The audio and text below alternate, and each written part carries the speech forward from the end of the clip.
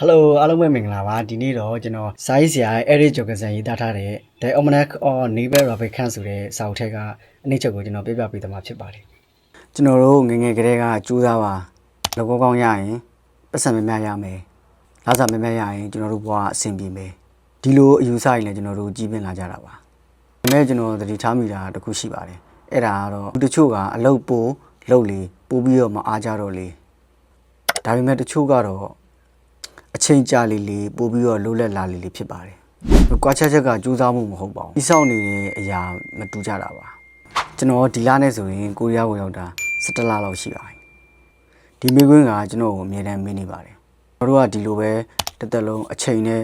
ပတ်စံနဲ့ပဲလဲနေမှာလား။ကျွန်တော်ဒီနေ့တော့အထက်ကမိကွင်းရဲ့အဖြေကိုဒီဆောက်ထဲမှာတွေ့ခဲ့တာဖြစ်ပါတယ်။အဲ့ဒါကတော့စာရေးဆရာ Eric Jorgensen ရေးသားထားတဲ့ The Almanac of Naval Ravikant ဆိုတဲ့စာအုပ်ဖြစ်ပါတယ်အရင်ကကျွန်တော်လည်းပတ်စံရဖို့ပဲစဉ်းစားပါတယ်။ OD ဆင်းမယ်အလုပ်ပို့လုပ်မယ်ပတ်စံပိုးရမယ်။ဒါပေမဲ့ကျွန်တော်သဘောပေါက်လာတာကပတ်စံရှားနေတာလားဒါမှမဟုတ်ရင်ငါဘွားရဲ့အချိန်ကိုရောင်းနေတာလားဆိုတဲ့အတွေ့အမြဲတမ်းဝင်နေပါတယ်။ဒီစောက်ထဲမှာပြောထားတာကတော့အချိန်ကိုရောင်းနေတာလားတန်ဖိုးကိုတိဆောက်နေတာလားဆိုတဲ့အကြောင်းကိုအရင်ပြောထားပါတယ်။ကျွန်တော်ပါဝင်လူများစုကလှုပ်ပြီးဝင်ရတယ်။ဒါကကျွန်တော်တို့မမားပါဘူး။ဒါပေမဲ့ကျွန်တော်တို့မေးတဲ့မေးခွန်းတစ်ခုရှိပါတယ်။အဲ့ဒါဒီဝင်ငွေကငါမလုပ်တော့ရင်ဆက်ပြီးတော့ရှိနေမှာလားဒီမေးခွန်းကအရေးကြီးပါတယ်ဘာကြောင့်လဲဆိုတော့အလုပ်တစ်ခုကဝင်ငွေရနိုင်ပါတယ်လွတ်လပ်မှုကိုတော့ကျွန်တော်တို့အမြဲတမ်းမပေးနိုင်ပါဘူးအကန့်အသတ်တွေရှိပါတယ်လွတ်လပ်မှုကလည်းအကန့်အသတ်တွေရှိနေတယ်လို့ကျွန်တော်တို့ရဲ့စွမ်းရည်နဲ့အချိန်တွေကလည်းအကန့်အသတ်ရှိပါတယ်အဲ့ဒီအချိန်မှာကျွန်တော်တို့ကိုယ့်အတွက်ဆက်ပြီးတော့တမိုးဖန်တီးပေးမယ်အရာတစ်ခုလိုအပ်ပါတယ်။ဒါကြောင့်ကျွန်တော်တို့ဒီနေ့ပတ်စံဘယ်လောက်ရတယ်ဆိုတာထက်ဒီနေ့တမိုးဘယ်လောက်တိဆောက်ရလဲဆိုတာကိုတွေးသင့်ပါတယ်ကျွန်တော်ဒီစောက်ကိုဖတ်ပြီးတော့ဒီယူဆတွေဝင်လာတဲ့အခါလုံနေတဲ့အလုပ်ကိုမတူတဲ့မျက်လုံးနဲ့ကျွန်တော်ကြည့်ပါတယ်ဝင်ငွေကကျွန်တော်တို့လိုအပ်ပါတယ်ဒါပေမဲ့ဝင်ငွေတစ်ခုတည်းကိုလိုက်နေမယ်ဆိုရင်ဒီနေ့မှာကိုယ့်ရဲ့အချိန်ကိုအမြဲရောင်းနေရတယ်လို့ပဲဖြစ်မှာပါကျွန်တော်ပါဝင်လူအများစုကအလုပ်လုပ်နေုံနဲ့ပတ်စံရပါတယ်ဒါပေမဲ့မတူတာတစ်ခုကကျွန်တော်တို့တိဆောက်ထားတဲ့စနစ်ကအလုပ်လုပ်နေမယ်ဆိုရင်ကျွန်တော်တို့အိတ်နေတဲ့အချိန်မှာတော့လူတွေအတွက်တန်ဖိုးတွေကိုဖန်တီးပေးနေပါလိမ့်မယ်အဲ့ဒါကြောင့်ကျွန်တော် YouTube စလုပ်ဖြစ်တယ်ဒီနေ့ဗီဒီယိုတစ်ခုလုပ်ထားတယ်ဆိုရင်နောက်ကျွန်တော်မဖြစ်မချင်းနှစ်တွေအများကြီးလူတွေကြည့်လို့ရနိုင်ပါတယ်အခုကျွန်တော်ပါဝင်မိတ်ဆွေလုပ်နေတဲ့အလုပ်ကဒီလအတွက်ဝင်ငွေပေးနေတာလားဒါမှမဟုတ်နောက်9နှစ်အတွက်တန်ဖိုးတိဆောက်ပေးနေတာလားဆိုတာပါနောက်ထပ်ဒီဆောက်ထဲမှာပြောတာတစ်ခုကတော့လူများစုချမ်းသာကြွယ်ဝမှုလို့ကြားရင်ကျွန်တော်တို့ကားတွေအိမ်ကြီး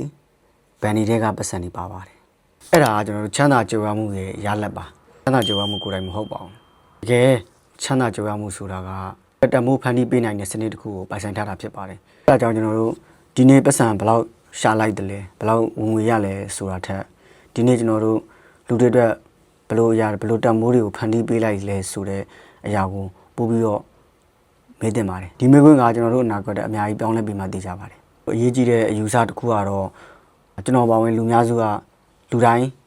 းလှုပ်တက်တဲ့လူတိုင်းလုံးလေးရှိတဲ့ skill တွေကိုပဲသင်ကြတာများပါတယ်ဒါကမမှားပါဘူးဒါပေမဲ့နဲ့တူတဲ့ skill တွေရှိနေမယ်ဆိုရင်လူတိုင်းနဲ့တူတဲ့ရလဒ်ကိုပဲကျွန်တော်တို့ရကြမှာပါတကယ်တန်ဖိုးရှိတာကတခြားလူတွေကုယူလို့မရနိုင်တဲ့ skill ဖြစ်ပါတယ်ဥပမာတယောက်က AI ကိုနားလည်တယ်နောက်တစ်ယောက်က AI ကိုနားလည်ုံနဲ့မကဘဲနဲ့လူတွေနားလည်အောင် storytelling နဲ့ရှင်းပြနိုင်တယ်ဆိုရင်ဒုတိယလူနေရာကိုအစားထိုးဖို့ခက်ပါတယ်ဒါကြောင့်ကျွန်တော်တို့ရှားပါးလေးပူတန်ဖိုးရှိလေးဖြစ်ပါတယ်ကျွန်တော်တို့အတွက်ထူးခြားစေမယ့် skill ကိုရှာပါဒီနေ့ခေတ်မှာကျွန်တော်ပါဝင်လူတွေက product တစ်ခုကိုမဝယ်ခင်လူကိုအရင်ယုံကြည်ကြပါတယ်ကြည်မှုဟာတရားထဲနဲ့တိဆောက်လို့မရပါဘူးဒီလိုတပုတ်ချင်းစကားတစ်ခွန်းချင်းနဲ့ဂတိတစ်ခုချင်းပါဥပမာကျွန်တော်ပြောရင် subscribe 3အောင်ရှိနေတော့လည်းဒီပုံစံတိုင်းပဲလုပ်တယ် subscribe 30မှာတော့လည်းကျွန်တော်ဒီပုံစံတိုင်းပဲကြိုးစားပါတယ်နောက်ထပ် subscribe တွေဘယ်လောက်ပဲများလာဒီပုံစံတိုင်းပဲတားထက်ပူးကောင်းသွားအောင်ပဲကျွန်တော်ကြိုးစားသွားမှာဖြစ်ပါတယ် view နဲ့နေလို့လည်းကျွန်တော် quality ကိုမလျှော့ပါဘူးဘာကြောင့်လဲဆိုတော့ view ထဲကျွန်တော်ယုံကြည်မှုကိုတိဆောက်ခြင်းလို့ဖြစ်ပါတယ်အဲ့ဒါကြောင့်ကျွန်တော်တို့အောင်မြင်မှုကိုအလင်းမလိုပဲနဲ့ယုံကြည်မှုကိုအရင်တိဆောက်ပါယုံကြည်မှုရလာတဲ့အခါမှာကျွန်တော်တို့ရဲ့အခွင့်အလမ်းတွေကနောက်ကနေလိုက်လာမှာဖြစ်ပါတယ်အဲ့ဒါကြောင့်ကျွန်တော်ဒီနေ့ဗီဒီယိုတစ်ပုဒ်ရိုက်ဖို့8နာရီလောက်ကြာပါတယ်နောက်9နှစ်မှာဒီဗီဒီယိုကလူတောင်းချီရာချီကိုအကျိုးရှိနိုင်ပါတယ်ဒါက leverage ပါပြီးတော့ကျွန်တော်တို့ digital product တွေ cost တွေအားလုံးက leverage ပါတစ်ခါဖန်တီးရုံနဲ့လူ တင်းကြီးရာချီကိုအကျိုးပြုနိုင်တဲ့ product တွေပါ ကျွန်တော်ပြောခဲ့တာတွေကိုစကားတစ်ခုနဲ့ပြောရမယ်ဆိုရင်ချမ်းသာခြင်းရဲ့ပတ်စံနောက်ကိုမလိုက်ပါနဲ့တန်ဖိုးကိုတိဆောက်ပါတန်ဖိုးရှိတဲ့ skill ကိုတိဆောက်ပါလူတွေရဲ့ယုံကြည်မှုကိုတိဆောက်ပါအဲ့ဒီနောက်မှာပတ်စံကရည်မှန်းချက်မဟုတ်တော့ပါဘူးတန်ဖိုးဖန်တီးမှုရဲ့ရလဒ်ဖြစ်လာပါလိမ့်မယ်နောက်ဗီဒီယိုမှာတော့ဒီဆောက်ထဲမှာပဲပါတဲ့လူတိုင်းလိုက်ရှာနေတဲ့ပျော်ရွှင်မှုဆိုတဲ့အရာကိုကျွန်တော်ပြန်လည်ညှောက်ပြီးတော့မှဖြစ်ပါတယ် subscribe လုပ်ခဲ့ပေးကြပါဦး